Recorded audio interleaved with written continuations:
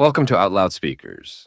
Today we are going to learn some phrasal verbs that can be used to talk about eating. Snack on something. Eat small amounts of something casually between meals.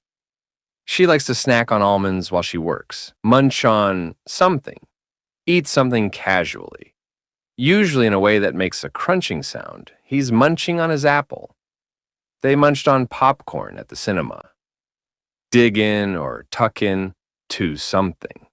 Start eating excitedly or enthusiastically, often used to give people permission to start eating.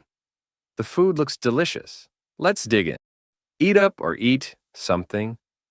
Up. Finish all the food on your plate. You'd better eat up all your vegetables before you leave the table. Pig out eat a lot of food in a greedy way, often more than you need.